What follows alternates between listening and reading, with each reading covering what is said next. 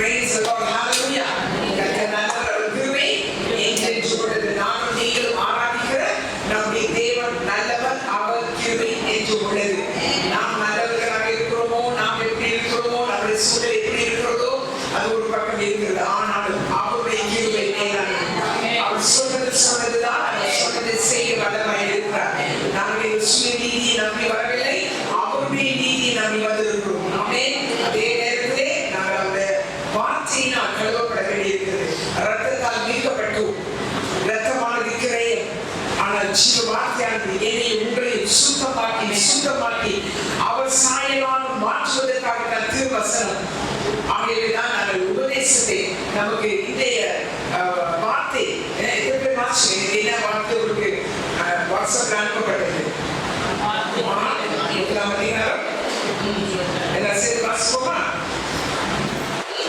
எல்லாரும் ஆச்சரியப்பட்டு இது என்ன, இது ஒரு புதிய உபதேசம் எப்படிப்பட்டது, இவர் அதிகாரத்தோடு அசுத்த ஆவிகளுக்கு கட்டளையிடுகிறார், அவைகள் இவருக்கு கீழ்ப்படுகிறது என்று தங்களுக்குள்ளே ஒருவர் சொல்லிக் கொண்டார்கள். அங்கே புதிய உபதேசம் என்று சொல்கிறார்கள். ஏனென்றால் ஆசாரியனுடைய ஊழியத்தின் கீழ் வாழ்ந்தவர்கள் சிறுச்சர்கள். ஆசாரியன் அங்கே பேய் விரட்டினான், ஆசாரியன் சுகமாக்கினான் அப்படின்னு ஒரு பிரச்சனை கிடையாது. ஆனால் ஆசாரியர்கள் அவர்கள் வழி நடத்தினார்கள், உபதேசித்தார்கள். இயேசுவின் காலத்திலே விசுவாசிகளை அதட்டின பொழுது இயேசு கிறிஸ்துவை தேவாலயத்தில் ஒரு லேவியனாகவோ ஆசாரியனாகவோ ஊழியம் செய்யவில்லை. அவர் ஒரு வாலிபனாக இருந்தார். அந்த விசுவாசி அதட்டும் பொழுது அது உடனே கீழ்படுச்சுதான். 25 வசனத்துல அவர் சொல்கிறார், நீ பேசாமலே இடத்துக்கு போ. அவ்வளவுதான். நீ போன உடனே அது உடனே போயிடுச்சுதான். சத்தம் மிகுந்த சத்தம் விட்டு அலைகளில் தமிழருக்கு போய்விட்டது. அப்போ நீங்க பார்க்கிறோம் அந்த உபதேசம் அது ஒரு புதிய உபதேசமாக இருக்கிறது. இன்னைக்கு கூட நமக்கு இருக்கிற பெரிய பிரச்சனை என்னன்னா, நாளுக்கு நாள் உபதேசம் வந்து கொண்டு இருக்கிறது, புதிய உபதேசங்கள். அதனால ரொம்ப யோசிக்க வேண்டியிருக்குது. அவங்க எப்படின்னா முண்டை வந்து அம்மா தச்சு கொடுக்குற உண்டுதான். நம்மளுக்கு நான் எந்த வயசுலாம் நாங்களா போய் கடையில இது இந்த சட்டை தான் அந்த சட்டை தாங்க கேட்ட நாள் நினைவில்லை. அவங்களாம் வாங்கி நாங்கள் 6 பொருளை போய் ஒரே கடையில ஒரே மாதிரி தச்சுருவாங்க. அவ்வளவுதான். 6 பேரும் யோசிச்சு எப்படி போட்டு அது பேர் இங்க பெரிய போ ஒன்று இல்லை, இன்னொரு போ இருக்கும். போ இல்லாத அம்மானால நான் பழக்கணும் தெரியல, எனக்கு ப்ரோஷன் இல்லைன்னா என்னோட இல்லாத மாதிரி இருக்கு. ஏன்னா சின்ன வயசுல இருந்து அது ஒரு சின்ன போலாம் இருக்க மாட்டாங்க, பெரிய போ ஒரு பெரிய போ. இங்க தலையில வேற பெரிய இருப்ப பெரிய போ. அந்த போ வச்சு அதுல வேற ஒரு ரோசாவை ஊற்றி அதுல இலையை ஊற்றி வித்தியாசமா இருக்கும் இல்லையா. அவங்க எல்லாம் ஒன்னா அவங்களுடைய அந்த தாய் அல்லது அந்த லீடர்ஷிப் கீழே இருக்கும். ஆனா இப்போ அப்படி கிடையாது. இப்போ உள்ள பிள்ளைக்கு அந்த பிள்ளைக்கு என்ன இருக்கும், ஒரே வீட்டுல சாப்பாடு வித்தியாசமா இருக்குது. முன்ன ஒரே சாப்பாடு தான் அவ்வளவு பேர் சாப்பிடுது. இப்போ அப்படி கிடையாது. மூணு பிள்ளை எதை கேட்கலாம், 2வது பிள்ளை எதை கேட்கலாம், 3வது அம்மா என்ன சொன்னாங்க, புஃபேஸ் டைம்லாம் வீட்டில் ஏன்னா ஒவ்வொருத்தர் ஒன்று கேட்குறாங்க. அது மாதிரி உடுப்பு அப்படிதான். ஏன்னா குறை பார்க்கலாமோ இல்லை எங்களுக்கு ஒன்று நம்மளுக்கு ஒன்று ஸோ டிஃப்ரெண்டாக எல்லாருமே இருக்கும். அதே மாதிரி தான் உபதேசமும் உடனே இந்த சர்ச் பிடிக்கணும்னா மகனே நீ அனுப்பும், மகனே உனக்கு இந்த சர்ச் பிடிக்கலன்னா நீ அனுப்பும். ஏன்னா சில நேரம் ஒரு சில சர்ச்சில் பார்த்தீங்கன்னா வயசான அம்மா இருப்பாங்க. அப்போ அவங்களோட சேர்த்து போக முடியாது. அவங்களுக்கு வந்து மாநிலத்தில் கூட இருந்து ஆடணும் அப்படின்னு முடியாது. இப்போ அப்படி நிறைய நடக்குது. சில பெற்றோர் தான் குடும்பத்தோடு வந்து உட்கார்ந்து வீட்டிலே இருக்கிறாங்க. அதுக்காக கற்றுக்கு நன்றி சொல்றேன். ஸோ ஒரு புதிய உபதேசம் இந்த நாட்டில் வரனால இதை நம்ம தப்பாட்டுகிறேன். புதிய உபதேசம் வந்து இங்கே இயேசு கிறிஸ்து அதிகாரத்தோடு பேசும் பொழுது அங்கே என்ன நடக்குது, விசுவாசிகள் கீழ்ப்படுகிறது, குஷ்டரோகிகள் சுகமாகிறாங்க, மாற்றவர் பேசுகிறார். புதிய உபதேசம் அதிகாரம் இந்த 2 மனசுல வச்சுக்கோங்க. அதையோடு சேர்த்து நம்ம இன்னைக்கு வந்து பார்க்க போகிறோம். தேவன் தம்மை வெளிப்படுத்துகிறார். மோசேக்கு ஆபிரகாமுக்கு வாக்குத்தத்தம் பண்ணுகிறவராக வெளிப்படுத்தினார். மோசேக்கு நியாயப்பிரமாணத்தை கொடுக்கிறவராக வெளிப்படுத்தினார். அப்போ ஒவ்வொருத்தருக்கும் அவர் தன்னை வெளிப்படுத்துகிறார். புதிய காலத்திலே வெளிப்படுத்தும் பொழுது நியாயப்பிரமாணம் சட்டங்களை தான். புதிய பாட்டை வந்து அவர் தன்னுடைய கிருபையை இறக்கத்தை வெளிப்படுத்துகிறார். அதுக்காக நியாயப்பிரமாணம் இல்லை என்றாங்க. என்னை வந்து ஒவ்வொரு பிரசங்கத்திலையும் நம்ம கவனமா இருக்க வேண்டியிருக்கிறது. ஏன்னா ஏதாவது ஒண்ணு வந்து ஒன்றை மட்டும் நம்ம எடுத்துக்கிட்டு இதுதான் அப்படின்னா போயிடக்கூடாது. அதனால நான் சொல்றேன், உங்களுக்கு எப்படி தேவன் தன்னை வெளிப்படுத்துகிறார், ஒவ்வொருத்தரும் வெளிப்படுத்துவார். நமக்கு தெரியாது சில நம்முடைய அழைப்பு ஏற்றுவதற்கு அவர் வெளிப்படுத்துவார் தன்னை.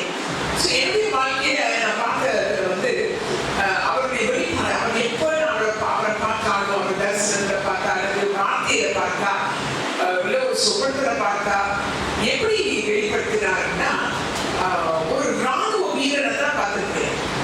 பிதாவா பார்த்துருக்கிறீங்க, கண்களினால ஒரு கண்படை போல ஒரு வயசானவரை கண்ணில் பார்த்துருக்கோம். மேபி ஏதாவது பிக்சர்ல பார்த்தது நம்ம தலையில் வச்சுருக்கோம். நம்ம இயேசு பார்த்தது இல்லைன்னா, ஆனால் ஒரு பிக்சரை பார்த்துருக்கோம். அநேக நேரங்களிலே நான் வந்து அவர் திருப்பி பார்க்கும் பொழுது ஒரு சேனை அதிபதியாக, சேனை வீரனாக இருக்கிறதை நான் பார்த்துருக்கேன். ஸோ இது எதுக்காக ஏன் அப்படி நிற்கிறாரு? எப்போ பார்த்தாலும் முடியல பட்டயம் அந்த ஃபுல் ராணுவ வீரனுடைய வஸ்திரங்கள் தைக்கிறாங்க. அவருக்கு பல பேர் இருக்குது. நம்ம பாடுறோட பாடுறோட ஆரம்பிச்சு அவருக்கு ஒரு பேர் இருக்குது, 1000 நாமங்கள். இப்போ 1000 நாமங்கள் இன்னும் அவர் அந்த விதத்தை இப்போ நான் வந்து எனக்கு குணமாக்கும் தெய்வமே சொன்னால் அவர் ஒரு பெரிய எடுத்துட்டு வரணும்னு நினைச்ச மறந்துட்டு பெரிய ஒரு பட்டயத்தை எடுத்துட்டு வந்து நான் தான் உடைய குணமாக்கும் தெய்வம்னு சொல்ல மாட்டாங்க. அவர் வந்து ஒரு வைத்தியை கூட அந்த அதுக்கேற்ற விதமான ஒரு பார்வை இருக்கும், அவருக்கு அந்த பேச்சு இருக்கும். ஸோ பிசாசுகளை விரட்டும் பொழுது அவர் அதிகாரத்தோடு பேசுகிறார். ஏழை எளியவர்களை பார்க்கும் பொழுது கருணையோடு பேசுகிறார். அவங்களுக்கும் அதே வாய்ஸ் அவர் பேசுவாங்க. இந்த நீங்க சாப்பிடாம வந்துருக்கீங்கன்னா ஏன் சாப்பிடாம வந்தீங்க, ஏன் உங்களுக்கு கொண்டாட தெரியாது, அதற்குதாங்க. ஆனா அவர் வந்து எதிர்த்து வருகிற சூறாவளியை அதட்டினார், அடையை அதட்டினார், பிசாசை அதட்டினார், ஆனா தடை பண்ணியவர்களை அதட்டினார். ஆனா ஏழை எளியவர்களை அரவணைத்தார், அன்பு செலுத்தினார். அவர்களுக்கு வெளிப்பட்டது அன்பு, இதற்கு அவர்களுக்கு வெளிப்பட்டது அதிகாரம். வெளிப்படுகிறது அதிகாரம், வெளிப்பட்டது வல்லமை, வெளிப்பட்டது. ஸோ ராணுவங்களின் தேவன், அதை நம்ம வந்து வேதத்துல சேனைகளின் கர்த்தர் அப்படின்னு தான் பார்க்கணும். சேனைகளின் கர்த்தர் என்ற ஒரு வார்த்தை. இந்த சேனை அப்படின்னா சேனைகளுக்கு கர்த்தர், இஸ்ரவேலின் சேனைகளுக்கு முன்னடந்த தேவன். ஏன்னா அவர் முன்னுக்கு போகும்போது அவர் எப்படி போனாரு, நம்ம நம்பிக்கை நமக்கு தெரியுது. ஒரு மணவாளனை வரப்போகிறார், ராஜாவை வரப்போகிறார், மேசியாவை வரப்போகிறார். நம்ம மணவாளனை வரும்பொழுது எப்படி வருவார், ராஜாவை வரும்பொழுது எப்படி வருவார், நம்ம யோசிப்பாங்களேன். ஸோ இப்போ அவர் வந்து இந்த எந்த விதத்திலே எனக்கும் உங்களுக்கும் ராணுவங்களின் தேவனாக அல்லது சேனைகளின் தேவனாக எப்படி வெளிப்படுகிறார். சேனைகள் சொல்லும் பொழுது நமக்கு தெரியும் ஆமி. நானும் யோசிச்சேன், நம்ம வந்து இந்த 4 3 குரூப் நம்ம வச்சிருக்கோங்க தேவனோட விஷயத்துல. ஒன்று என்னது praise prayer, proclamation. அதில் நம்ம ஒரு கீழே போட்டுருக்கோம் prayer army, praise army, சேனை, துதி சேனை, பிரகடனத்தின் சேனை, provision army. அந்த ஆர்மிங்கிறது தான். ஸோ நான் வந்து இதை எழுதும் போது இந்த ஆர்மிங்கிற வேர்டை எழுதும் போது நாட்டில் போது யுத்தம் நடந்துச்சு. ஸோ எல்லாருமே அந்த வார்த்தையை யூஸ் பண்ண வேண்டாம், அந்த வார்த்தை நம்ம பிரச்சனையா இருக்கிறதுனால நீ தனியா ஏதோ ஒரு ஆர்மியை ரேஸ் பண்ற நாட்டுக்கு விரோதமான நினைப்பாங்க. ஆனா எனக்கு ஆண்டவர் தெளிவா சொல்லிட்டாரு, துதியின் சேனை. துதிக்கிறவர்கள் எப்படி சொல்றாரு, ஒரு சேனை. சேனைனா அவங்க எங்க இருப்பாங்க, போர்க்களத்தில் தான் இருப்பாங்க. ஸோ அப்ப பிரகடனத்தின் சேனை, ஜப சேனை. இந்த சேனையை தான் ஒரு 20 years முன்னா அந்த படத்தை தான் மகிழ்ச்சியை செஞ்சோம், ஊழியத்தை பண்ணிட்டு இருக்கோம்.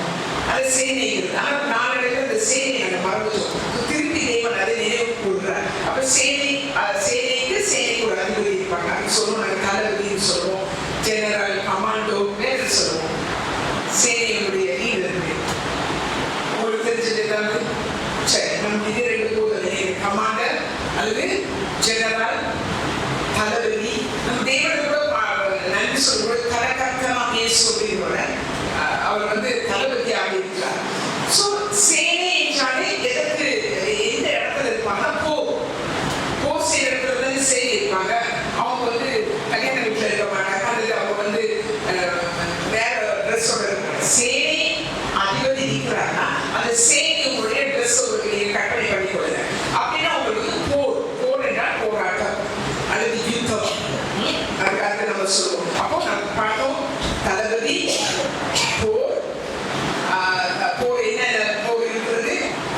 இருக்கிறது ஆயுதங்கள். பிறகு வியூகம் சொல்லுவாங்க. அதாவது வியூகம்னா ஸ்ட்ராட்டஜி அல்லது செயல் திட்டம். அது வந்து ஒரு பிளான் பண்ணிருப்பாங்க. சும்மா போன உடனே வந்து எல்லாத்துக்கும் யுத்தம் என்றாலும் முறைப்படிதான் யுத்தம் செய்வாங்க. இஸ்ரவேல் ஜனங்கள் யாத்ராமத்தில் வந்து அந்த யுத்தத்தை பற்றி சொல்லும்போது அவங்க முறைப்படி செய்யவில்லை. ஏன்னா அவங்க வந்து யுத்தத்துக்கு கூப்பிடல. இவங்க ஆயுதங்கள் இல்லை, யுத்தத்துக்கு தகவலும் இல்லை. ஸோ திடீர்னு வந்து அடிச்சு போயிட்டாங்க. அதனாலதான் ஆண்டவருக்கு ரொம்ப மனசாபப்பட்டு அங்க சொல்றாங்க. ஸோ இங்க வந்து வியூகம் அப்படிங்கிறது வந்து அது ஒரு அதுல நம்ம வந்து ராஜதந்திரம் கூட சொல்லலாம். ராஜதந்திரம் அப்படின்னோட நம்ம வந்து தந்திரம்னாலே நமக்கு வந்து நரி வேலை அப்படின்னு தான் சொல்லுவாங்க.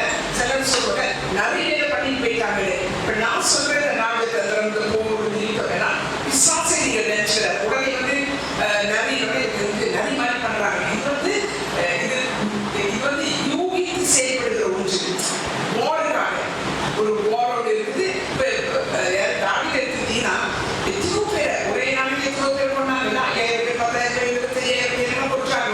அதை பத்தி ஒண்ணுமே சொல்லு. ஆனா முடியாமை கொள்ளும் பொழுது பயங்கரமா நீங்க ஏன் யுத்தத்தில் போட்டேன். யுத்தத்தை அடக்கும் பொழுது நடக்கிற இது வந்து யுத்தத்தினால் இறந்தவர்கள். ஆனா பர்பஸ்லி பிளான் பண்ணி அடிக்கிறது வந்து கொலையாக மாறி விடுகிறது. ஸோ இங்கே பார்க்கிறோம் ராஜதந்திரம் என்கிறது வந்து ஒரு சாமர்த்தியம். சொல்லுவாங்க ராஜதந்திரமா வேலை செஞ்சுட்டாங்க. சாமர்த்தியம், கை சாமர்த்தியம் அல்லது கைத்திறன், உபாயம், இல்லாட்டி அவங்களுடைய இருக்கிறதான ஒரு முன் யோசனை. சிலர் சொல்லுவாங்க என்ன அழகா இது செஞ்சுட்டாங்க, அதுதான் ஞானம் வேணும். சிலர் அனுப்புவாங்க, மந்திரிக்காரலாம் அனுப்புவாங்க ராஜ மந்திரி. ஏன்னா இவங்க வந்து ராஜதந்திரமா இந்த வேலை யுத்தமே இல்லாம இங்க வந்து வாரம் நடக்கும். அதுல சொல்லுவாங்க ஆட்கள் செத்துருவாங்க. ஆனா இந்த ராஜதந்திரமாய் போய் அந்த யுத்தத்தை நிறுத்துவாங்க அல்லது அந்த யுத்தத்தை ஜெயிப்பாங்க. எப்படின்னா ஞானத்தை வைத்து. அதே நேரத்துல அவருடைய சாமர்த்தியத்தை வைத்து அவர்கள் என்ன செய்வாங்க, ஜெயிப்பாங்க. அதுல ஒன்றை நாங்கள் வேதாகத்தில் பார்க்க போகிறோம். அதாவது எப்படி, அதாவது சொல்லுவாங்க, அதாவது டிப்ளோமசி, அதாவது பயங்கர பிளான் பண்ணி இவங்க பண்ணியிருக்கிறாங்க அப்படிமா. அதுதான் அந்த ராஜதந்திரம். ஸோ நானும் நீங்களும் ஜபசேனையில் இருக்கிறோம் என்றால் எங்களுக்கு அந்த ராஜதந்திரம் வேண்டும். நானும் நீங்களும் துதி சேனையில் இருக்கிறோம் என்றால் எங்களுக்கும் அந்த ராஜதந்திரம் வேண்டும், அந்த வியூகம் வேண்டும், எங்களுக்கும் அந்த ஸ்ட்ராட்டஜி வேணும். பிளான் பண்ணிட்டு உட்கார்ந்து தேவையில்லை. அந்த நேரத்தில் ஆண்டவர் தருவார். எப்படி ஜெயிக்க வேண்டும் உங்களுக்கு சொன்ன உடனே கிளீன் பண்ணிடும். இப்போ கிட்டத்தட்ட ஒருத்தர் வந்து ஒரு வீட்டுக்கு ஜெபம் பண்ண போறாங்க. சரியா, அந்த வீட்டுக்கு ஜெபம் பண்ண போற நேரம் திடீர்னு காலையில் 7 மணிக்கு போயிட்டு அந்த வீட்டுக்கு ஜெபம் பண்றாங்க. அவங்களுக்கு தெரியாது அந்த வீட்டில் இருக்க அந்த சகோதரிக்கு வந்து ஒரு சுகம் இல்லாமல் இருக்காங்க. அவங்க சொல்லவே இல்லை. ஒரு பயந்து போய் உட்கார்ந்துருக்காங்க. அவங்க சொல்றாங்க ஆண்டவரை வந்து அந்த ஜெபம் பண்ண சொல்றாங்க, ஜெபம் பண்ணி போறாங்க. நான் யோசிக்கிறேன், நீங்களுக்கு எப்படி ஆண்டவர் வெளிப்படுத்தி அவங்களுக்கு தெரியாதவங்க. அதுதான் வியூகம், அதுதான் ராஜதந்திரம், அதுதான் ஞானம். சொன்ன உடனே வெளிப்படுத்தி சொன்ன விதமாய் செய்யணும் பாருங்களே, அதுதான் ராஜதந்திரம். இப்ப நமக்கு இருக்கிற ஒரு சண்டை சொல்லல ஒரு காலத்துல கொடுத்துருக்காரா, ஒழிச்சு வைக்காதீங்க. ஒழிச்சு வச்ச உடனே கடமை கொடுத்து நான் வரவரை வச்சிருக்கியா இல்லை. அதை நீங்க திருப்பி வாசிக்கிற பயமா இருக்கும். அந்த ஒரு காலத்தை ஒழிச்சு வச்சிருந்தவங்க சும்மா விடையா. அவரை கையும் காலையும் கட்டி கட்டடியும் அழுவியும் உள்ள இருடைய கல்லுங்கிறாங்கல்ல. ஆனா அவர் பேசி தரம் பண்ணவோ அவங்க சுத்தி இருக்கிறாங்க. அவரை பிடிச்சு உள்ள கல்லு போட்டாங்களா? இல்லை. கல்லடிச்சு கொள்றது நியாயப்பிரமாணம், அது ஓல்ட் டெஸ்டமென்ட்ல. இயேசு கிறிஸ்து அந்த பெண்ணை கொண்டாத நேரத்தில் அவர் கல்லடிக்கிறதுக்கு சொல்லல. அவர் எழுதிட்டு யாராவது குற்றவாளிகளை அடிச்சுன்னு விட்டுட்டாரு. ஆனா எங்க இருக்கிற விடலையே அந்த கல்யாண வசம் இல்லாம வீட்டுக்குள்ள இருந்தவன் என்ன சொல்றாரு, பிடிச்சி சரி தெரியாம ட்ரெஸ் கல்யாண ட்ரெஸ் இல்லாம, அதாவது ரெண்டு வஸ்திரம் நீதியின் சால்வை இல்லாம வெளிய வஸ்திரம் இல்லாம வந்து பாப்பாடுகள் விட ஒரு சபைக்குள் ஒரு திருச்சபை என்கிற ஒரு ஊர்ல வந்துட்டா நாங்கள் ரட்சிக்கப்படணும், ஞானஸ்நானம் எடுக்கணும், பரிசுத்தாவியாக பெற்றுக்கொள்ள வேண்டும், நீதியின் சாமியை நாங்கள் வார்த்தை விசுவாசிக்கிறபடி நடந்த அந்த ரட்சிகர் வஸ்திரம் எந்த நேரம் இருக்கணும், செக் பண்ணிக்கணும் இருக்குதாங்க. ஸோ நமக்கு வந்து அந்த யுத்தம் செய்கிற காரியங்கள் சொல்றது அந்த வியூகம், அதை தான் சொல்றேன். அதை தெரிஞ்ச உடனே ராஜதந்திரமா நம்ம என்ன செய்யணும், ஜெபசேனை இருக்கிறோம். ஜெபசேனையினுடனே 2-3 விதம் இருக்கிறது. நான் ஏற்கனவே சொல்லியிருக்கிறேன். வாசலிலே நின்று அழுத ஒருத்தர் பிச்சைக்காரன் நினைச்சாரு. எத்தனை வருஷமா அப்போஸ்தலர் 2 நினைக்கிறேன். தாயின் கருவில் பிறக்கிறதே சப்பானியா. ஆனா எத்தனோ வருஷம் ஆலயத்து மாசத்துல தான் இருந்தது. மாசமே நின்றோம், நம்மளும் வந்துட்டோம், அங்கேதான் இருக்க பிச்சை எடுத்துட்டே தான் இருந்தான். ஆலயத்துக்குள்ள வரவே இல்லை. அவன் வாசலில் இருந்தான். இப்போ வாசலில் இருக்கிறவன் பிச்சை கேட்டுக்கொண்டு இருக்கிறான். அவன் வேலை பிச்சை கேட்கிறதா. சோ நானும் நீங்களும் பிச்சை கேட்கிறவர்களாக அப்படின்னா என்னன்னா இதே தரம் அதே தரம் அந்த மாதிரி இல்லாம வியூகத்தை அறிஞ்சு, அதான் நான் உங்களுக்கு சொல்றேன், நானும் நீங்களும் விசிஷ்டவர்கள் கிருபை பெற்றோர். ஏனென்றால் பிதாவுடைய சத்தத்தை கேட்டு பிதாவுடைய உள்ளத்தை போய் அவருக்கு தெரியும் தானே, அவர் தானே சேனை தலை கர்த்தர், அவர் தானே தளபதி, அவர் தானே கமாண்டோ, அவர் தானே கேப்டன். அவர் என்ன சொல்றாரு, நம்மளாம் ரெடியா இருப்போம், நம்மளாம் ரெடியா இருப்போம், இந்த இடத்துக்கு நீ போய், இந்த இடத்துக்கு நீ போய், இப்படி செய் அப்படி செய்ய சொன்ன உடனே நம்ம என்ன செய்யணும்? எனக்கு முடியாதுங்க, நான் பிள்ளை ஸ்கூல்ல விட்டுட்டு தான் வரணும், அது செய்யவே முடியாது. சேனையில் இருக்கிறவன் அந்த சேனையில் இருக்கும் போது, இங்க இருக்கிறவங்க வந்து 24 hours சேனையில் இல்லை, ஒரு டைம் ஒன்று வச்சுக்கோ. நம்ம சேனையில் இருக்கிறோம், அந்த டைம் என்ன செஞ்சிடணும்? அந்த டைம் தேவனை வந்து சொல்றாருன்னா, நீ ஒரு 5 பேர் விடயமா ஜோம் பண்ணணும், உங்களுக்கு தான் அந்த பொறுப்பை கொடுத்துருக்காருன்னா நீங்க தான் அந்த நிற்கணும் அந்த சேனை. ஏன்னா அந்த நேரத்தில் தான் ஆவியானவர் அதிபதி பாருங்க, சேனை அதிபதியா இருக்கிறார். ரைட்? அதே இந்த இடத்துக்கு வருவாங்க ஒரு பயம் யோசிச்சு எடுத்துக்கிறேன். அப்போ உங்களுக்கு வந்து எப்படி தேவன் ஒரு யுத்தத்தின் வல்லவராய் எப்படி அவர் வந்து அந்த யுத்தத்தை செய்கிறார் அப்படிங்கிறது நம்ம பார்க்க முடியும். யோசுவா 8ஆம் அதிகாரம். இந்த யோசுவா 8ஆம் அதிகாரத்துல ஃபுல்லா நம்ம வாசம் நல்லா இருந்தாலும் அதுல இருக்கிற விஷயத்த சொல்றேன். நமக்கு தெரியும் இஸ்ரவேல் ஜனங்கள் அந்த ஆயில் பட்டணத்துக்கு தோல்வி அடைச்சிட்டாங்க. ஏன்னா ஆண்டவர் சொன்னாரு, அங்கிருந்து ஒன்று கொண்டாங்க, சாபத்திலான ஒன்றே கொண்டாங்கன்னா அங்கே வந்து ஒத்து கொண்டாந்துக்கா கொண்டாந்து கடைசி, அதனால அவங்க தோல்வி அடைச்சிட்டாங்க. அதுக்கு பிறகு 8ஆம் அதிகாரத்துல நல்ல கவனிக்கிறத, அப்பொழுது கர்த்தர் யோசுவாவை நோக்கி ஆண்டவர் என்ன செய்யறாரு, இந்த வியூகம் சொன்ன ஸ்ட்ராட்டஜி, ராஜதந்திரம், பிதாவாகிய தேவன் யோசுவாவுக்கு சொல்றாரு. என்ன சொல்றாரு? ராஜதந்திரம். அவர் சொல்றாரு, இப்போ நீ எப்படி யுத்தத்துக்கு போகணும், நீங்க முன்ன போனீங்க, ஆனா இப்போ வித்தியாசமா போகணும், ஆயுப்பட்டத்தை நான் உங்க கையில கொடுத்துட்டேன், நீங்க போகும்பொழுது எப்படி போகணும் அப்படின்னு சொல்லிட்டு அவர் ஒரு கட்டளை கொடுக்குறாரு. அதுக்கு வந்து எப்படின்னா, நீங்க 4ஆம் வசனத்துல பாத்தீங்கன்னா அவர்களுக்கு கட்டளையிட்டதாவது, நீங்கள் பட்டணத்தின் பின்னாலே பதிவிக்க வேண்டும், பட்டணத்துக்கு வெகு தூரமாய் போகாம எல்லாரும் ஆயுதமாங்க. இது வந்து கர்த்தர் தான் இந்த ஸ்ட்ராட்டஜி சொல்லி கொடுக்குறாரு. எப்படின்னா நீங்க 2 பக்கம் பிரிச்சுருங்க.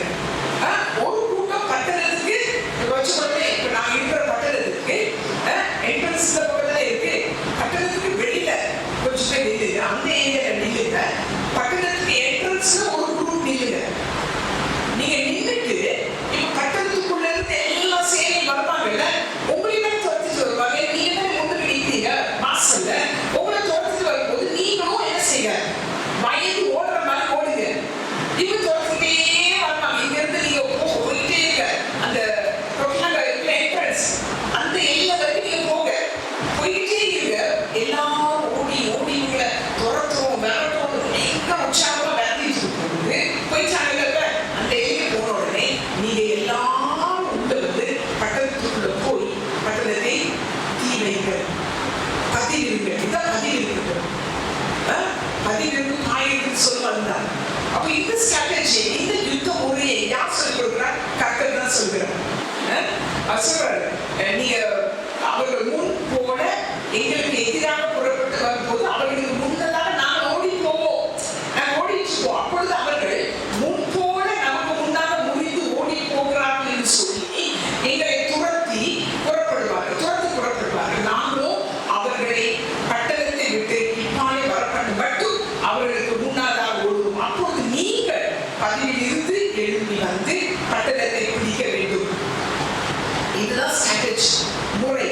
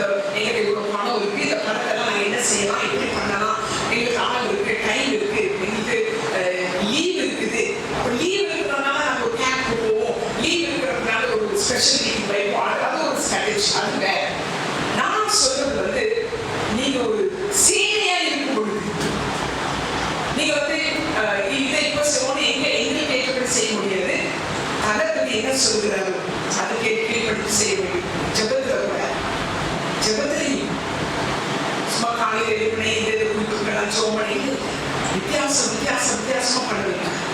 வித்தியாசமானவர்களோடு சேர்ந்து செய்ய வைத்தார். சோ இங்கே பார்க்கிறோம், அந்த யூகத்தை பார்க்கிறோம். அதே மாதிரி யாத்திராகம் 17 கூட நீங்க பாத்தீங்கன்னா, அங்கே யாத்திராகம் 17 அவர் வந்து ஜெகுவான் சி என்று பெயரிடுறாரு. ஏன்னா அங்கேயும் ஒரு யுத்தம், அந்த யுத்தம் கூட உண்மையில பிளான் இவங்களுக்கு தெரியாது, யாருமே யுத்த வீரர்கள் கிடையாது.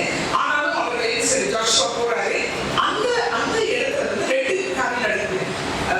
அந்த இடத்துல நடந்த ராஜதந்திரம் என்னன்னா, யோசுவா சொல்றாரு, மோசே நீங்க எல்லாம் போங்க, நீங்க எல்லாம் போய் யுத்தம், நீ ஆட்களெல்லாம் ரெடி பண்ணி நீ போ, நானும் ஊரும் ஆரோனும் வேலை செய்வோம், மழைக்கு மேலே நீ போ, நான் என்னோட போனை தூக்கி பிடிச்சிட்டே இருப்பேன். அப்போ போனை தூக்கி பிடிச்சிட்டே இருக்கும்போது ஜெயிக்கிறாங்க. டயர்டாகி கையை கீழே வச்சோட தோல்வி அடைகிறாங்க.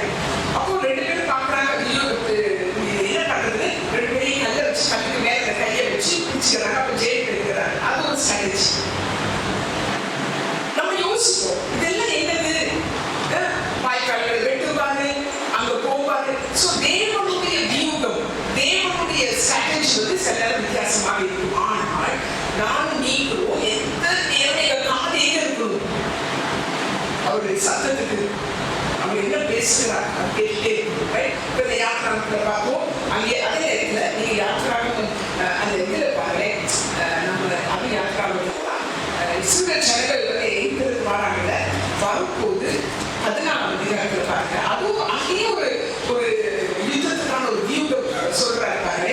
யாத்திராகம் 14ஆம் அதிகாரம் 14ஆம் வசனத்துல சொல்றாரு, கர்த்தர் உங்களுக்காக யுத்தம் பண்ணுவார். ஆமா, அப்ப யுத்தம் பண்ணுவார்னு என்னது, அவர் எப்படி யுத்தம் பண்ணுவார்? அவர் கையிலும் இல்ல பட்டையும் இருக்கும், அவர் வாயில என்ன இருக்குதான், அக்கினி வருதான், அவர் கையில என்ன வச்சிருக்காராம், மின்னல வீசுறாராம். சிலர் நீங்க பார்த்துருக்கீங்க, சின்ன காலத்துல காணும் கதைகள், இப்போ நிறைய கதைகள் வரமா இருக்கும்.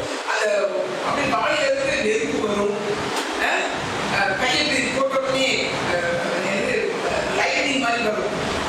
யோபு சொல்றாரு, அவருடைய கைகளில் என்ன வச்சிருக்கிறாரா, மின்னல் வைத்திருக்கிறாரா. அப்ப மின்னல் போட்டோடனே என்ன ஆகுது, அவருடைய வாயில என்ன இருக்கும், அக்கினி.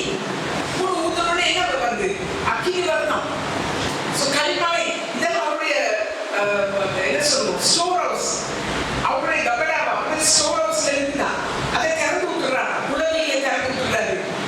சோ அவர் வந்து தன்னுடைய ஸ்தானத்தில் இருந்துட்டு சும்மா நம்ம என்ன நினைச்சிட்டு இருக்கோம், அவருடைய சிம்மாசனத்தில் உட்கார்ந்து கொண்டு இருக்கிறார். அந்த பிக்சரை மட்டும் தான் பார்த்துட்டு இருக்கோம். என்ன அவர் தளபதியா இறங்கி யுத்தம் பண்ணுகிறார், கண்ணோக்கி பார்த்துட்டே இருக்காரு. எப்படி பார்க்கிறாரா, இந்த சூரிய வெளிச்சத்துல ஓட்ட இருந்தா என்ன செய்யும், அந்த வழியான வந்து பூவை அப்படியே மேல பரவ மாதிரி அந்த காந்தி இருக்கிற சூரிய அந்த வெளிச்சத்துல அதுல எவ்வளவு வேகமா வந்து அந்த பூக்களின் மீது அது மேல படுதோ, பனி வந்து எப்படி புள்ளின் மீது படுதோ அந்த வேகமா அவர் கண்ணோக்கிட்டே இருப்பார்.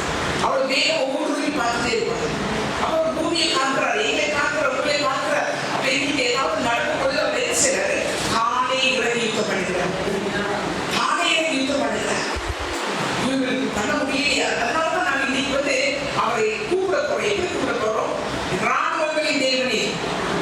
ஏன்னா சில விஷயத்தை எங்களால முடியாது, எங்களால ஃபைட் பண்ணவே முடியல, நான் ஓடிச்சிட்டோம். அதனால எனக்காக நீ யுத்தம் பண்ணணும். நீங்க என்ன சொல்லுறாரு இந்த இடத்துல, யாத்திராத்துல கர்த்தர் உங்களுக்காக யுத்தம் பண்ணுவார். அப்போ அந்த இடத்துல கருவ பாருங்க, அந்த ஸ்ட்ராட்டஜி பாருங்க, எப்படி என்ன பண்றாருன்னா 19ஆம் வசனத்துல யாத்திராகமும் 14:19 அப்பொழுது இஸ்ரவேலின் சேனைக்கு முன்னாக நடந்த தேவதூதனானவர் விலகி அவர்களுக்கு பின்னாக நடந்தார். அவர்களுக்கு முன் இருந்த மேகஸ்தம்பம் விலகி அவர்களுக்கு பின்னாக வந்தது. இப்ப முன்னுக்குதான் போயிட்டு இருக்கிறாரு தேவதூதர், இவங்க பின்னாடி தேவதூதருக்கு பின்னாடி போயிட்டு இருக்கிறாங்க. இவங்க முன்னுக்கு தேவதூதருக்கு பின்னாடி சேனைக்கு பின்னாடி யார் வந்துச்சுக்கா, பார்வோனின் சேனை வந்துச்சுக்கிறாங்க. இவங்க கையில பட்டயம் கிடையாது, இவங்க கையில ஒரு ஹெல்மெட்டும் கிடையாது, ஒண்ணுமே கிடையாது. இவங்க கையில என்ன இருக்குது, என்ன இருக்கு, அந்த கையில என்ன வச்சிருக்காங்க, சாமான் வச்சிருக்காங்க, ஆடு கோழி மாடு எல்லாத்தையும் எடுத்துருக்காங்க. விசேஷமா என்ன வச்சிருக்காங்க, முழுக்க கட்டி வச்சிருந்தது என்ன, பொண்ணும் வெள்ளியும் தங்கமும் அட்டையும் ஒட்டியும்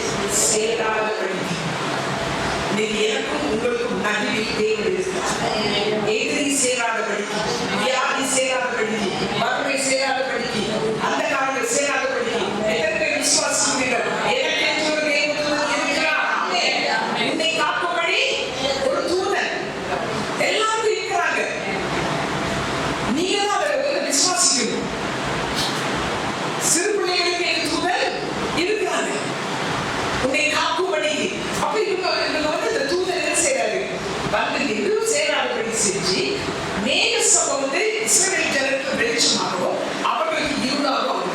சரியா? ஆகி முடிஞ்சு இப்ப அடுத்த வாங்க எல்லாம் முடிச்ச உடனே 24 வருஷத்துல கிழக்கு வெளுத்து வரும் ஜாமத்தில் பார்த்தீங்களா அவ்வளவு நேரம் ஓடி ஓடி ஓடி ஓடி வந்துச்சுக்கிறாங்க. இவங்க ஸ்ட்ராட்டஜி என்ன, அந்த பதிவு இருக்கிற ஸ்ட்ராட்டஜி யோசிச்சு சொன்ன இவங்க எங்கேயே வச்சு அடிச்சிருந்தா நல்லா இருந்திருக்கும்.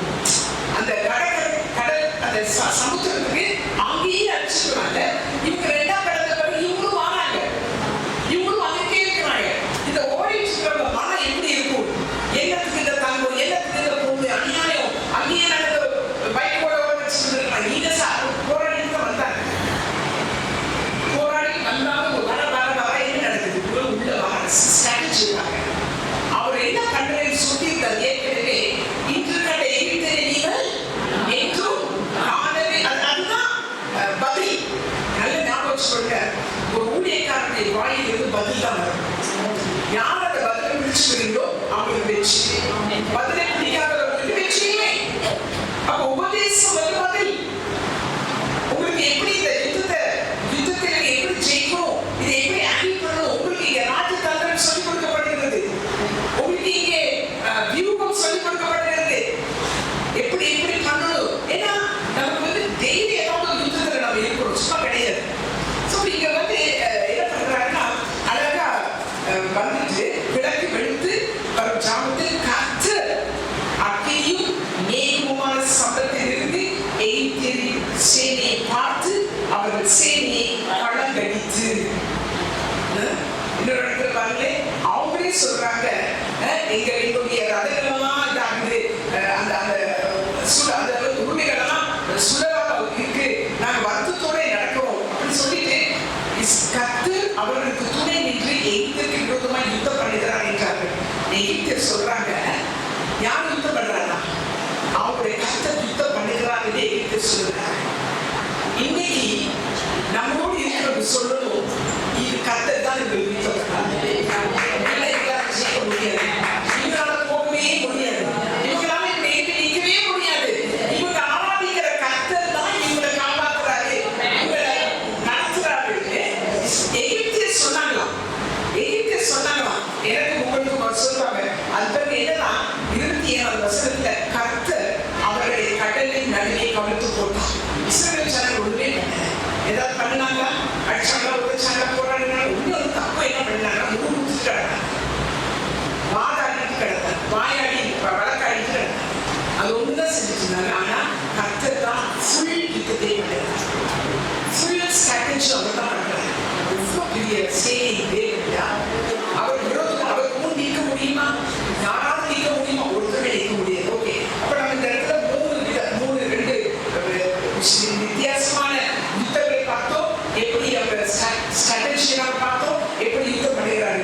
144 சங்கீதம் முதல் வசனம் சொல்கிறது, கர்த்தர் என்ன செய்கிறார், என் கைகளை போருக்கு படிக்கிறார், என் விரல்களை யுத்தத்துக்கு பழக்குகிறார். அப்ப என்ன வந்து அவர் பழக்குகிறார், எதுக்கு, போருக்கும் யுத்தத்துக்கும். ஏன் என்னை போருக்கு அதை சொல்லுங்க, தாவீது சங்கீதத்தில் 144 என் கைகளை போருக்கும் என் விரல்களை யுத்தத்துக்கு படிக்கும் கண்மலையாக இதற்கு சொல்றோம். அவங்க படிப்பிக்கிறார், எனக்கு உங்களுக்கு சொல்லிக் கொடுக்கிறாரு, ராஜதந்திரத்துக்கு சொல்லிக் கொடுக்கிறாரு, பதிவேடை சொல்லிக் கொடுக்கிறாரு, இது இப்படிதான் இதை பண்ணணும்னு சொல்லிக் கொடுக்கிறாரு. ஏன் தெரியுமா, வேதம் சொல்லுறது எபேசியர் 6:10 உங்களுக்கு ஒரு போர் உண்டு.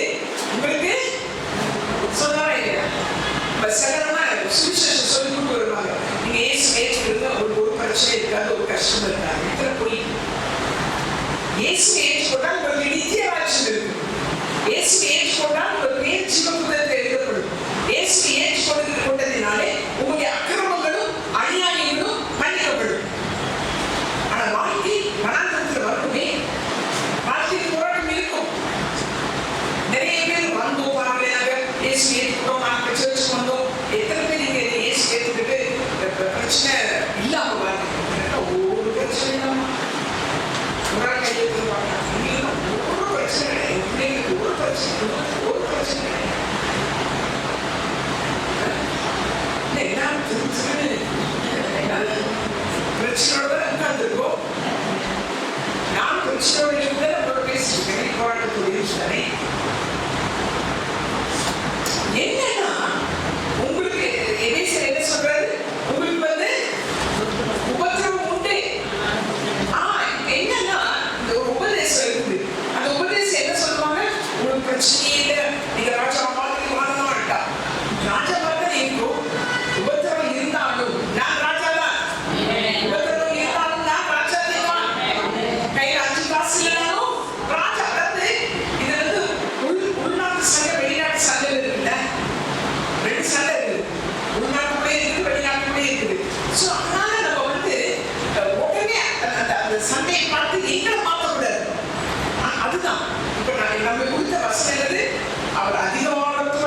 பிசாசு அதட்டினார். அது போச்சா இல்லையா?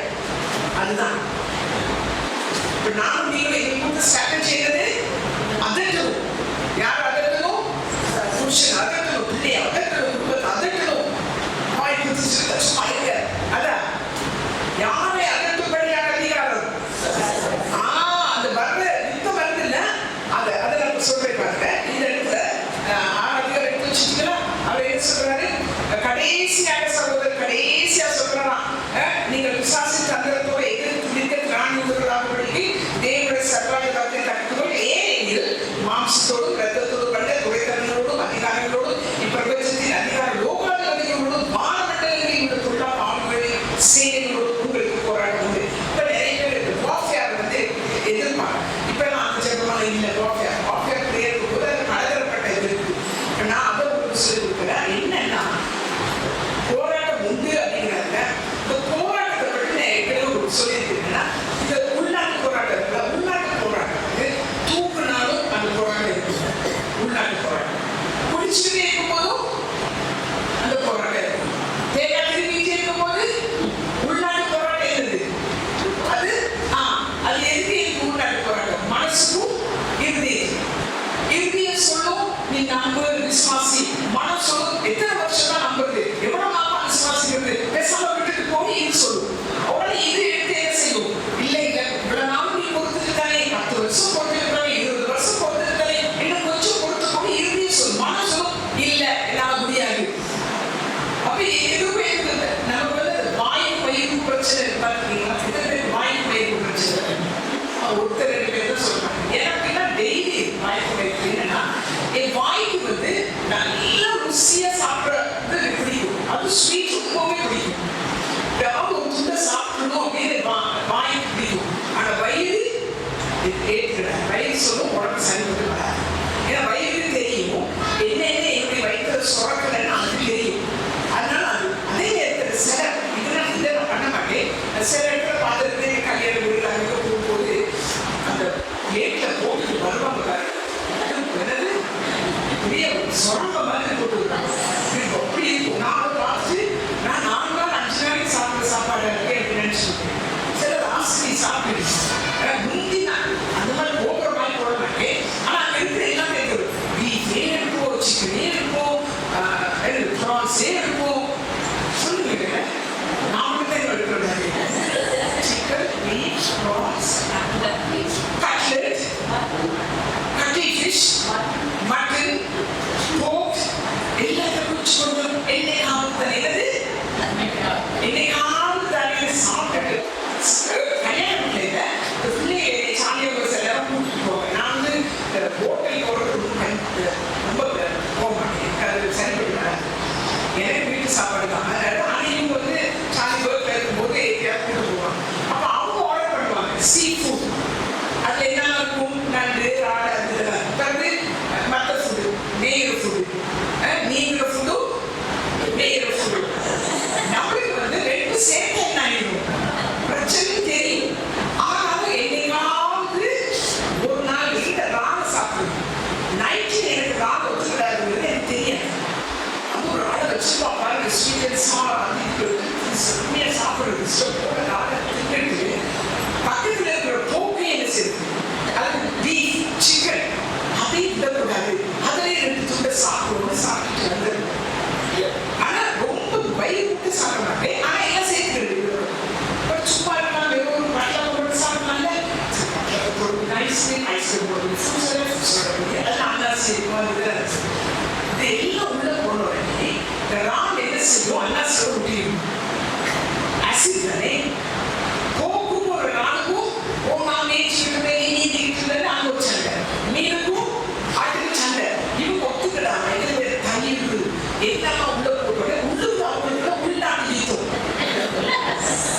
வீட்டுக்கு வரும்போது என்னது இவங்க சண்டை போடுவாங்க. நான் பாட்டுக்கு செப்பனேன்னு நான் செவிச்சு போயிருவேன். நீ உள்ள வந்ததால எனக்கு போக முடியல.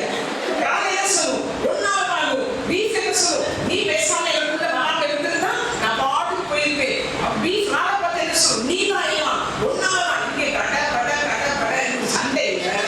என்ன நல்ல வழி கொஞ்சம்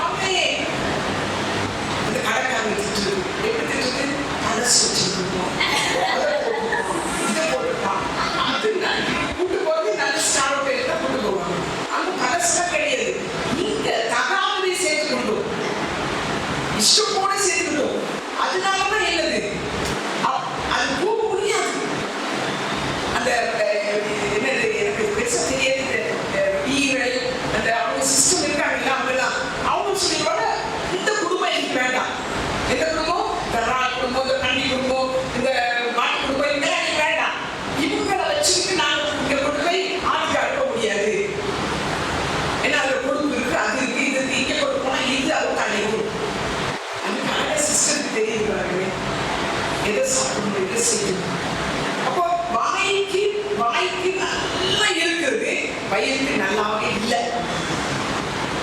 ஆனா வாய்க்கு நல்லாவே இல்லாதது வயிறு நல்லா இருக்கு. கஞ்சா ஈஸியா போயிருக்கு. வாய்க்கும் வயிறுக்கும் ஒரு போராட்டம் இருக்கிறது, மனதுக்கும் இருதயத்துக்கும் ஒரு போராட்டம் இருக்கிறது. இந்த மனதில் எப்பயும் இருக்கும் 24 hours ஒரு போராட்டம்.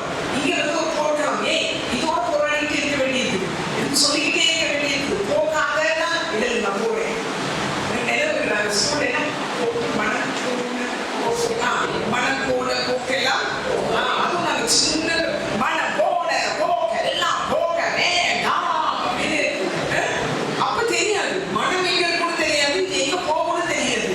ஆனா இப்பதான் தெரியுது அது மனம் என்ன செய்யுது, எங்கெல்லாம் போகும், யார் வீட்டுக்கெல்லாம் போகும், எந்த ஹோட்டலுக்கு போகும், எங்கெல்லாம் போகும் அப்படி போறனால இது என்ன செய்யுது, போகாத அது சரி கிடையாது. ஆனா இது என்ன செய்யுது, திருச்சி போகும். இதையும் ஆமா. சோ அந்த போர்லையும் நமக்கு வெற்றி இருக்கு.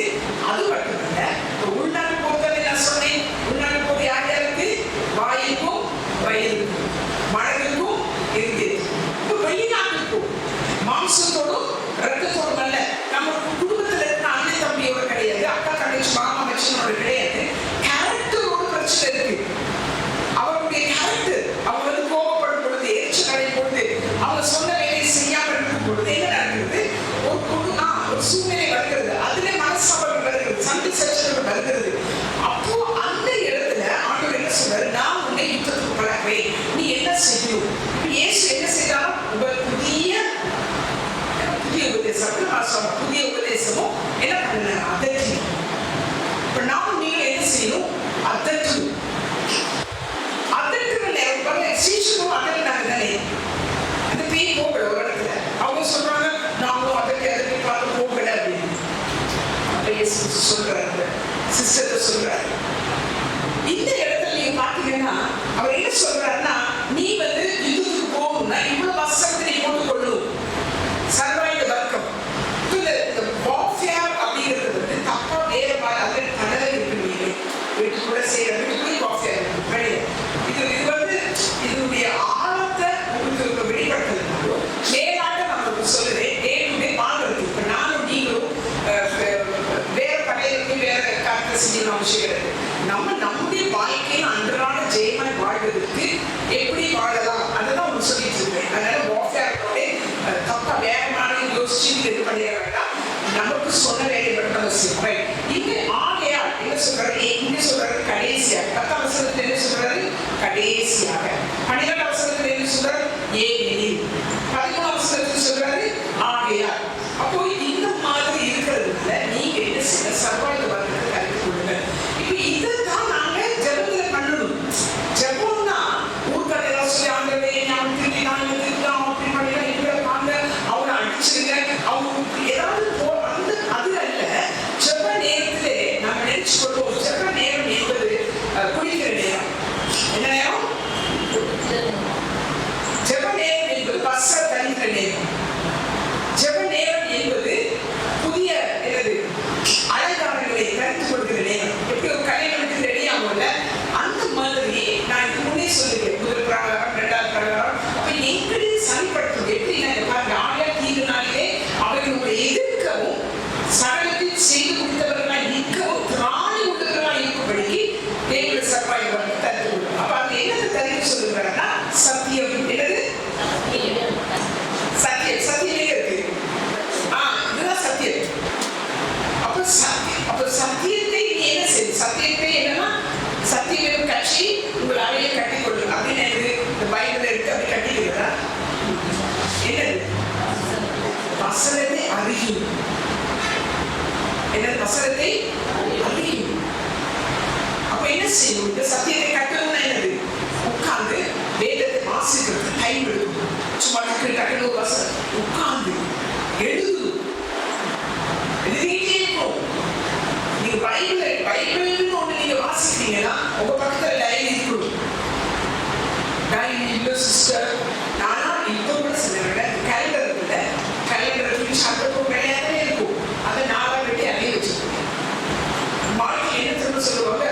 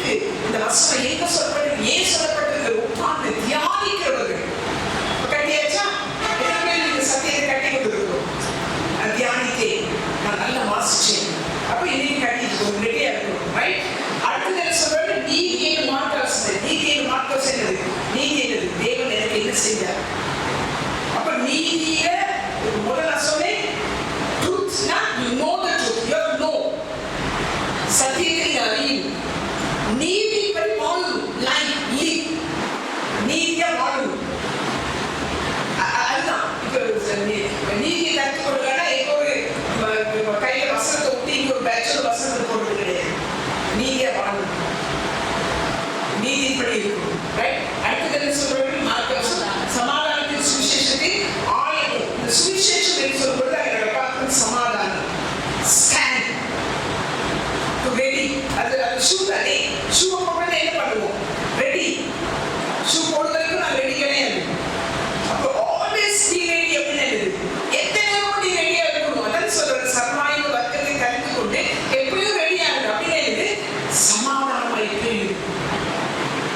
சமாதானமா எந்த நேரமும் நீ ரெடியா இருக்கணும். ஏன்னா நான் போர்க்களத்தில் இருக்கிறோம். இப்போ போர்க்களத்தில் உள்ளவர்கள் எப்பொழுதும் சமாதானம் இருக்க வேண்டும். நான் உங்களுக்கு அடிக்கடி சொல்லி கொடுத்திருக்கேன். யாருடைய பிரச்சனை வந்தா உடனே மன்னிப்பு கேட்க, உடனே சாரி சொல்றேன். யாருடைய நமக்கு மன கேஸ் வந்துச்சுன்னா நான் அவர்களை மன்னித்து விடுகிறேன் என்று சொல்லி செயல்படுத்திருக்கேன். யாரையும் குறித்து என்ன செய்யலாம், எரிச்சலோ பொறாமையோ கோபமோ வேண்டாம். உடனே மன்னிப்பு கேட்டாரா இதையும் என்ன செய்ய கிளியர் பண்ணிட்டே. இதெல்லாம் எந்த ஆயுதம் இருக்கு, இதெல்லாம் ஆபர் நம்ம போட்டுக்கணும். அப்ப சமாதானம். அடுத்தது என்னது, கொள்ளாங்காயிலையும் அத்தியாசங்களும் அழிந்து கொடுத்ததாக எல்லாவற்றுக்கும் மேலாக விசுவாசம் கேட்டவர். இந்த கேட்டதும் இருக்கும் எந்த நேரமும். எப்படி இப்ப நான் என்னது கலைச்சர் அவர் போட்டுக்க, இங்க கட்சி போட்டுக்க, எனக்கு நம்பிக்கை இருக்கு. வார்த்தை கட்சி கையில கட்டி வச்சிருப்பேன். அந்த வார்த்தை கைட்டா இருக்கிறதுனால நான் கேட்டு வச்சு என்ன செய்திருப்பேன். அதே நான் சொல்லிட்டு உங்களுக்கு என்ன சொல்லும், உன்னை கைவிட மாட்டார், விட மாட்டார். எதிர்த்து எதிராக நீ என்ன சொல்லுமா, உன்னை கைவிட்டுட்டாரு, உனக்கு சுகம் கிடையாது, நீ இவ்வளவுதான், உனக்கு அவ்வளவுதான், இது மேலே முன்னேற முடியாது, உங்களுக்கு ஒண்ணு நடக்காது. அவன் எப்பொழுதும் பொய்தான் சொல்லிட்டே இருக்கான். நம்ம அந்த பொய்யை வாங்காம எதிர்த்து நிற்க என்ன சொல்றது, எதிர்த்து நிற்க. எதிர்த்து நிற்கணும்னாங்க எப்படி விசுவாசத்துல. விசுவாசம் எப்படி வருகிறது, வார்த்தையை அறிகிறது. அப்புறம் சத்தியத்தை கட்டின உடனேயே எனக்கு என்ன வார்த்தை வந்திருக்கு, இது வார்த்தை வந்து நான் கேடைக்கு பிடிக்கும். கேடை இல்லாம இருந்தா நேரம் அம்பு வந்து யாரும் ஒருத்தர் மனக்கிலேசு படிச்சுட்டாங்க, மனக்கிலேசு படிச்சுட்டாங்க, அம்பு எரிச்சிட்டாங்க. ஆனா என்ன செய்யும், உடனே இங்க வார்த்தை இருக்குல்ல, என்ன செய்யும் உண்டு. ரெண்டாவது இதுதான் ரொம்ப முக்கியம். இது ஒரு இது மட்டும் ரட்சணையிலிருந்து தலைச்சீராமையும் அது ரட்சிப்பு நமக்கு இருக்குதானே, அது நம்பிக்கை. எனக்கு ரட்சிப்பு இருக்கு, என் தலை போகாது, ஏன்னா இயேசுதான் என் தலை. அடுத்தது ஆவியை தேவ வசனமாகிய ஆவியின் பட்டத்தை எடுத்து விடுவது. இப்ப நான் பார்த்ததுல என்னது கூட சொல்லி பார்க்கலாம். சத்தியம், சொல்லு கச்சை, மார்க்கவசம், பாதரட்சை, அப்புறம் இது கேடை. இதெல்லாம் எது தெரியுமா, என்ன பாதுகாப்பு. புரியுதா? ரட்சிப்பு யாருக்கு, நான் ரட்சிக்கப்பட்டது யாருக்கு, எனக்கு. நான் காலையிலிருந்து தியானம் பண்ணினது யாருக்கு, எனக்கு. சமாதானம் என்கிற பாதரட்சை யாருக்கு, என்னுடைய பாதரட்சை. நான் ஆயுதம் அந்த ஒருத்தர் சொல்றாரு, ஆயுதப்படு ஆயுதப்படுத்து. நீயும் ஆயுதம் பண்ணிடு, மற்றவங்களையும் ஆயுதப்படுத்து. இவ்வளவு என்ன ரெடி பண்றது. நான் காலையில எழுதி இதெல்லாம் ரெடி பண்ணலன்னா என்னெல்லாம் அடிபடுதோ, தலையில அடிபடும், நெஞ்சில் அடிபடும், எல்லாம் அடிபடும், காலில் அடிபடும். ஆனா இவ்வளவும் நான் மாட்டிக்கிட்டேன்னா யாரும் என்ன சொன்னாலும் என் சமாதானம் எடுத்து போகாது. பட்டயம் எதற்கு, எதிரியை நடிக்கிறது. பட்டயத்திற்கு நாங்கள் அடிச்சுடுவோமா, கத்திரிக்கு நாங்கள் வெட்டிடுவோம். இல்லை, பட்டயம் எதற்கு, ஆயுதம் எதற்கு, எதிரியை அழிப்பதற்காக. அப்போ அந்த ஒண்ணுதான் எங்க கையில இருக்கணும், எதிரியை அழிப்பதற்காக. பட் இதெல்லாம் ஆயுதம். எவ்வளவு டைம் ஸ்பெண்ட் பண்ணணும் என் சமாதானத்தை காத்துக்கூட.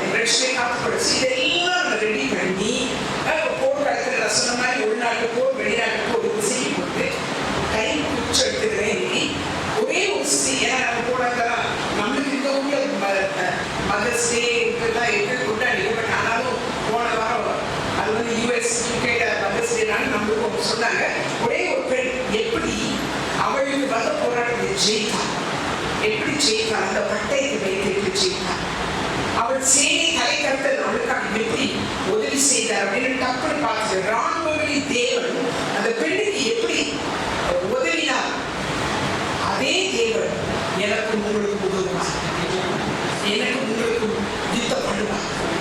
அதுதான் நம்ம சொல்ல போறோம். ரைட்? அதை நம்ம பார்த்துட்டு முடிஞ்சுப்போம். சரி, யார் அது நமக்கு தெரியும். 1 சாமுவேல் 1ஆம் அதிகாரம் 3ஆம் வசனத்தை, அந்த 1ஆம் அதிகாரத்துக்கு பார்த்தீங்கன்னா எல்கானா என்ற ஒரு குடும்பம், அவங்களுக்கு 2 மனைவி, பெண்ணினாள், அண்ணாள். பெண்ணினாளுக்கு நிறைய பிள்ளைகள் இருந்தது, அண்ணாளுக்கு பிள்ளைகள் இல்லை. இவங்க வருஷத்தோறும் சிலுவாவில் இருக்கிறதான கர்த்தருடைய ஆலயத்துக்கு வருஷத்தோறும் போய் பண்டிகை கொண்டாடி சாப்பிட்டு எல்லாம் கொண்டாடிட்டு வருவாங்க.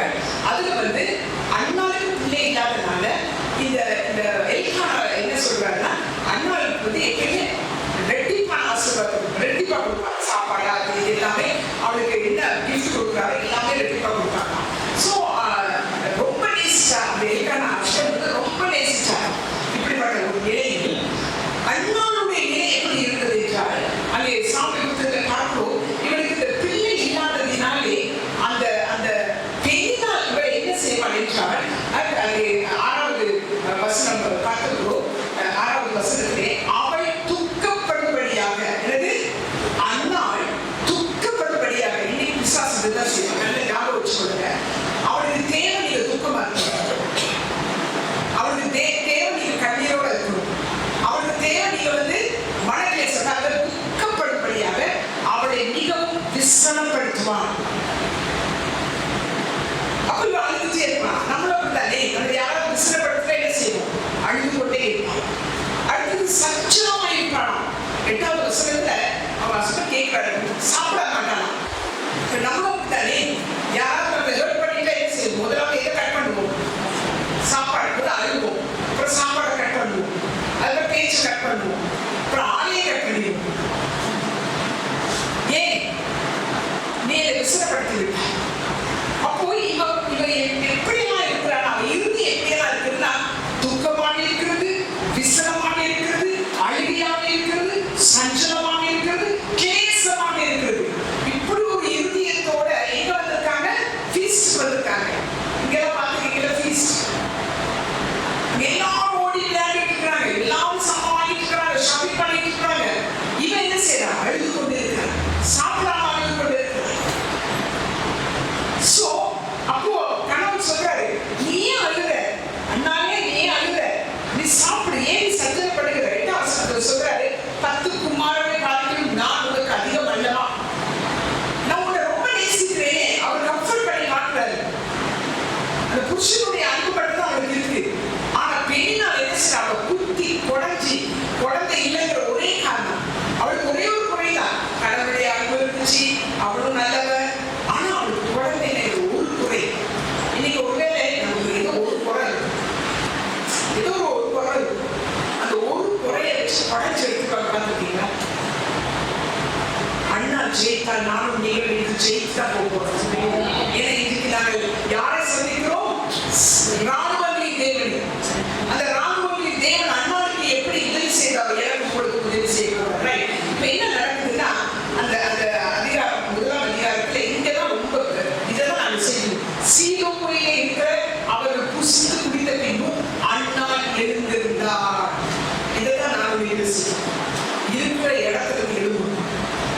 அதனால இருக்கிற வீட்டை விட்டு வெளியில வர கிடையாது, இருக்கிற சூழ்நிலைக்கு அழுதுகிட்டு விசனமாய் இந்த ரகசியம் இருக்கிறது. இப்பதான் நேற்று ரெடி பண்ற நேரம் இதை பத்தி நான் படிச்சேன், அதை பத்தி நிறைய படிச்சது. ஆனா இந்த ரகசியம், ஆனால் எனக்கு தேவை கொடுத்த ஸ்ட்ராட்டஜி அதுதான். ஒரு 25-20 வருஷத்துக்கு முன்னே இருந்து ஒரு ஸ்ட்ராட்டஜி, அதுக்கு முன்னே செஞ்சாலும் அதை அறிந்து செய்த காரணம் எப்படின்னா, பயங்கரமான ஒரு பிரச்சனை வரும், மோகம் கொடுக்க முடியாத ஒரு பிரச்சனை வரும், அழுது சஞ்சலப்பட்டு மனவேதனோடு மனவியாபனோடு பேசாம சாப்பிடாம இருக்கணும். அது அப்படிதான் இருக்கணும். அப்படி கொஞ்ச நேரமா இருப்பேன். அண்ணால் எழுந்து என் வாழ்க்கையில இந்த இடத்துல தான் ஆண்டவர் நிறைய செய்து கொடுத்தார். அந்த இடத்துல எழுதி அங்கேயே அழுது உட்கார்ந்து இருக்க கூடாது, அங்கே சாப்பிடாம உட்கார்ந்து இருக்க கூடாது. சொல்றார், எருசலேம் குமாரத்தியே, உன் கழுத்தில் உள்ள கட்டுகளை அவிழ்த்து விடு, உன்னுடைய தூசியை உதறு.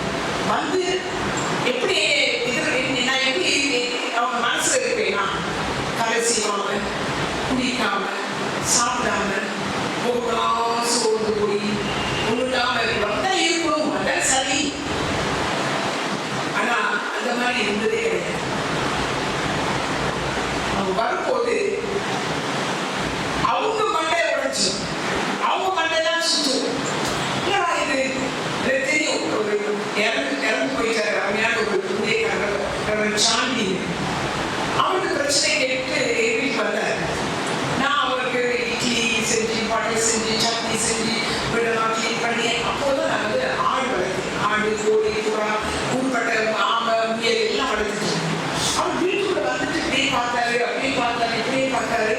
அப்புறம் வெளியில வந்து இந்த ஆடு இதெல்லாம் பார்த்துட்டு எனக்கு இப்ப தெரியுது நீ ஏன் நல்லா இருக்கு. நல்லா இருக்கேன்னு அப்படி சொல்லல.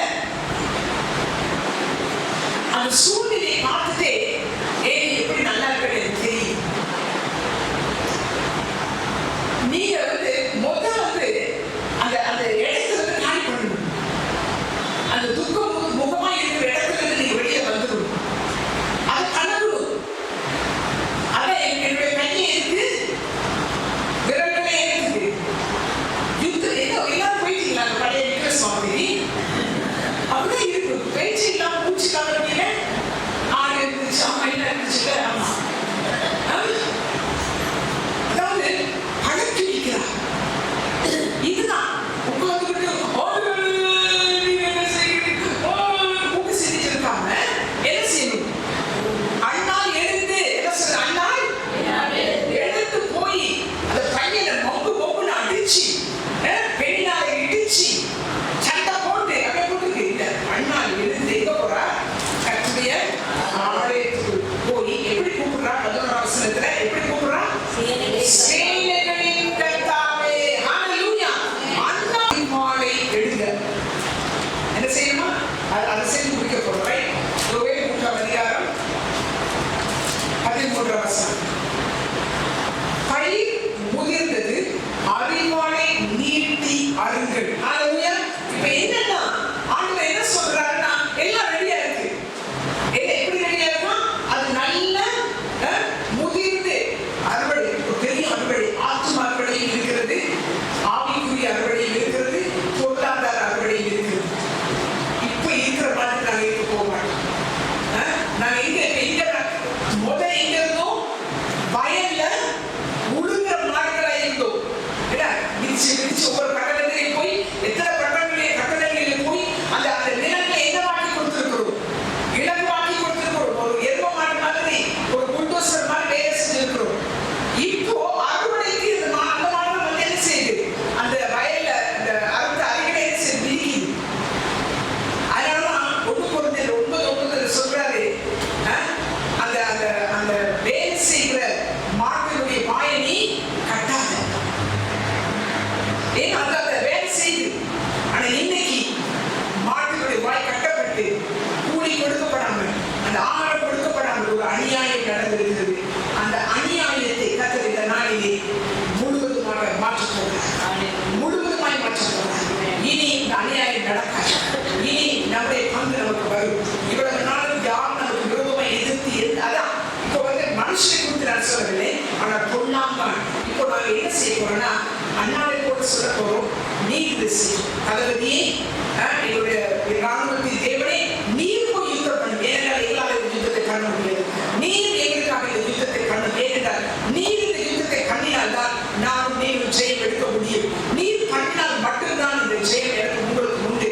விசேஷமாக பொருளாதாரத்தில் ஒரு பெரிய மாற்றத்தை கற்றுக் கொள்கிறார்கள் என்றார். நாம் யாரும் எழுந்து நின்று இந்த நேரத்தில் இந்த காரியத்திற்காக நானும் நீங்களும் எங்கேயாவது கட்சி கட்டாமல் இருந்தால் இப்பொழுது அந்த கட்சியை கட்டிக் கொள்வோம். அந்த சமாதானத்தை இந்த நாளில் அணிந்து கொள்வோம். யாரோட மனக்லேசம் இருக்கும் என்றால் அந்த மனக்லேசத்தை விட்டுருங்க, மன்னிப்பு கொடுத்துருங்க.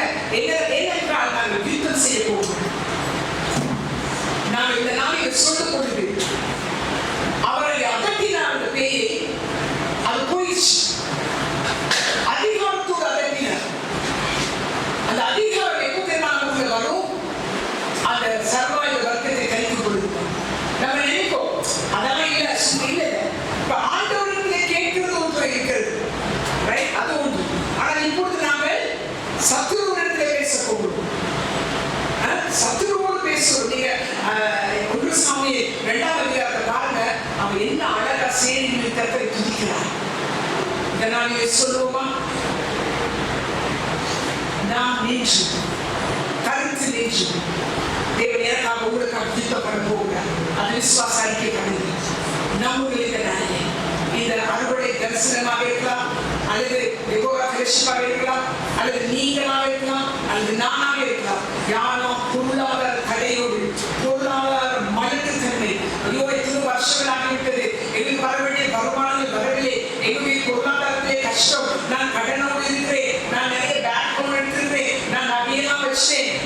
வட்டி கட்டி இருக்கிறேன். நோ, அதெல்லாம் இருக்க முடியாது. அவ எல்லாவற்றுக்காக